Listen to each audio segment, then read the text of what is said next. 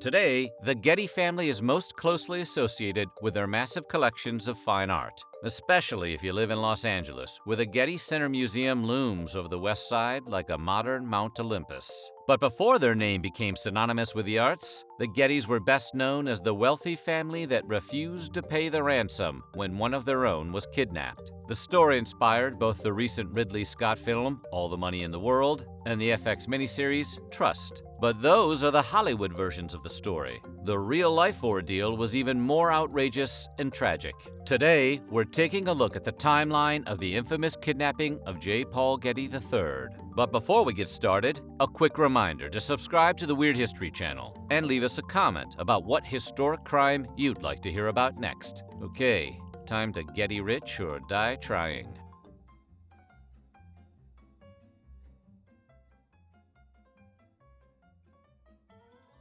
Before we talk about what happened to J. Paul Getty III, you need to know a little bit about the Getty family, specifically J. Paul Getty I and his son, J. Paul Getty Jr., also known as J. Paul Getty Returns. The first Getty, an infamously frugal man, made his vast fortune from oil leases in the 1910s. Even before his grandson's kidnapping made him one of history's most iconic misers, there were already stories about his penny-pinching ways. One long-standing tale indicates that he had installed a payphone in his home in London for guests to use, rather than allow them to make calls on his home line. That's stone cold. I wonder if he had all the refrigerators replaced with vending machines. That's a good idea.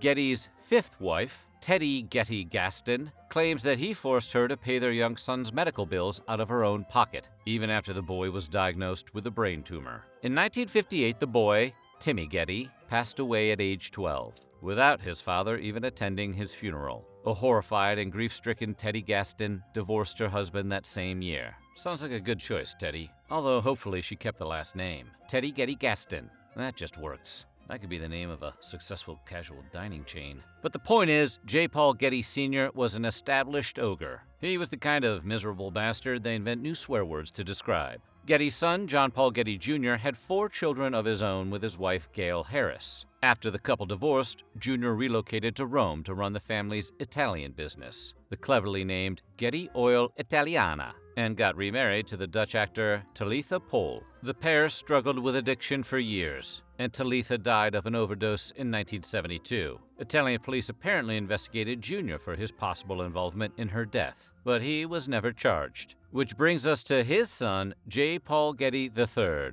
or just Paul for short. He was born in 1956, and at age 16 was expelled from private school and moved to Rome to be closer to his father. Once there, he scored some work as an extra on film sets and began selling jewelry and paintings. Paul also got very involved in the club and party scene, as anybody would do if they were rich and 16 and living in Rome in the 70s. I mean, how long can you look at statues? During this period, Paul also started getting more interested in politics and activism.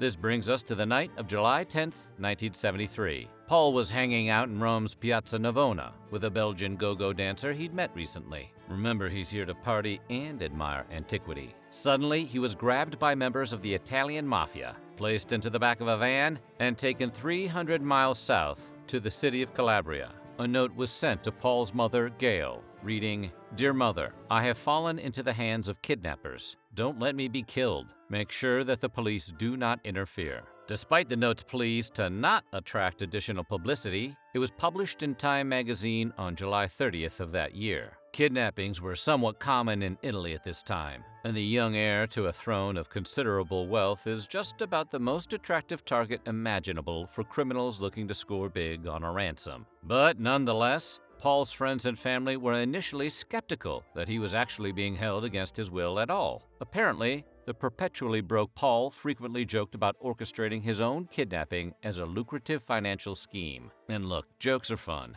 but if you happen to be one of the richest teenagers in modern history, you should probably avoid making that particular joke, except on special occasions, or when it's really, really funny. I mean, you gotta go for it. After receiving some scary phone calls from the kidnappers, who threatened to cut off one of Paul's fingers and mail it to his mother, classic kidnappers, the reality of the situation sunk in for all parties involved. The ransom was set at $17 million, which is less money than Arnold Schwarzenegger was paid to play a blue astronaut in a Batman movie. If I must suffer, humanity will suffer with me. Nonetheless, Paul's infamously stingy grandfather, J. Paul Getty Sr., refused to pay. He explained that a ready willingness to pay off kidnappers would set a dangerous precedent, telling the media, "If I pay 1 penny now, I'll have 14 kidnapped grandchildren." Getty Sr. may have been a documented ghoul, but his logic is difficult to argue, and is also the standing policy of the United States government: never negotiate with terrorists. And nobody wants to risk 14 kidnapped grandchildren. That is an unreasonable number. However, the downside of this position is that you're letting the kidnappers know they have no reason to keep their hostage alive. Gail, enraged that the Gettys would not pay to save one of their own, attempted to shame her father-in-law in the press, but he would not relent. After all, he did have 13 other grandchildren. Maybe he felt he could afford to lose one. The situation continued like this for several months, until November of 1973, when a Roman newspaper received a package containing a lock of Paul's red hair and a severed ear. There was also a note attached, reading, "This is Paul's ear. If we don't get some money within 10 days, then the other ear will arrive." In other words, he will arrive in little bits. But the kidnappers were willing to play ball. They reduced their ransom demands to $3.2 million, and J. Paul Getty Sr. finally agreed to pay. Sort of. Getty Sr. agreed to pay a portion of the ransom, $2.2 million, and ensured that his portion of the ransom payment was tax deductible. Where do you deduct that? Charitable donations, I guess. Getty Sr. left his son, Getty Jr., on the hook for the rest of the amount. However, Getty Jr. didn't have the cash, so he had to borrow it. It's tough to get a bank loan for ransom. They consider that a risky investment. So Jr. borrowed the money from his father, Getty Sr., at a 4% interest rate. Yeah, J. Paul Getty Sr. charged his son interest on the ransom they paid for his teenage grandson. I mean, he is a shrewd negotiator. Why do you think so many buildings are named after him?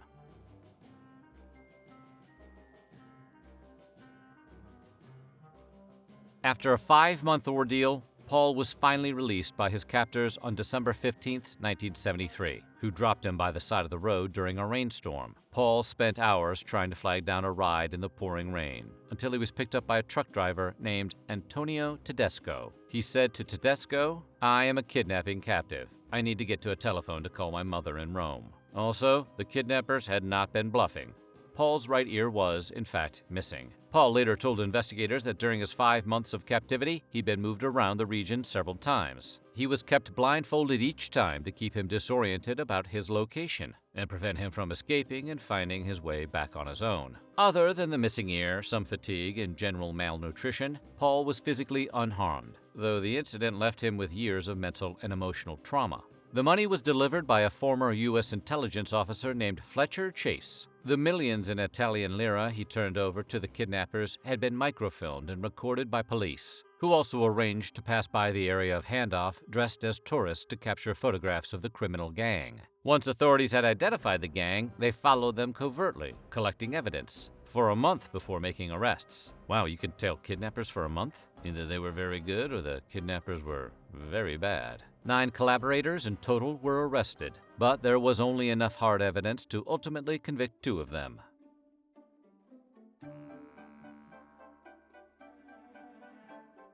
For a time, Paul seemed to emerge from his horrifying ordeal with a new lease on life. At age 18, he married a German photographer named Gisela Zacha, and together they had a son. He even enrolled for a semester at Pepperdine University in the United States. Sadly, he was unable to completely escape his demons and fell back into abusing drugs and alcohol after a move to New York City. Original recipe J. Paul Getty died in 1976, leaving nothing to his grandson Paul in his will, and just $500 to Paul's dad, J. Paul Getty Jr. Most of the original Getty fortune went to charities and nonprofit organizations, like that lovely Getty Center in Los Angeles. However, a dozen women also received significant funds from Getty's will, including an ex-wife who received $55,000 a year for life. Additionally, an art dealer, a London widow, and a decorator all got hefty shares of Getty's stock. In 1981, Paul overdosed on a combination of methadone, Valium, and alcohol, and suffered a stroke. The stroke left him completely paralyzed, rendered him unable to speak,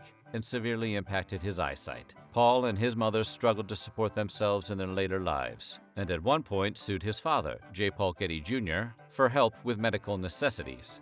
Paul died at age 54 in 2011. The film All the Money in the World, relating the story of Paul's kidnapping and his grandfather's unexpected response, was released in December of 2017. The film was based on John Pearson's 1995 book about the case, Painfully Rich: The Outrageous Fortune and Misfortunes of the Heirs of J. Paul Getty. After the film's release, a nephew of one of the kidnappers, a man named Michael Mammoliti, told Variety that everyone had the story wrong, and Paul was actually in on the whole thing from the very start. Mammoliti claimed the kidnapping plot started off with great intentions and only turned into a mess because of the grandpa not wanting to pay. Beyond the questionable credibility of Mammoliti's statements, what exactly were those great intentions? Ripping Grandpa Getty off of $17 million? Actually, that does sound kind of great. It's a shame Grandpa had to screw it all up. So what do you think? Should J. Paul Getty Sr. have paid the ransom for his grandson? Let us know in the comments below, and while you're at it, check out some of these other videos from our weird history.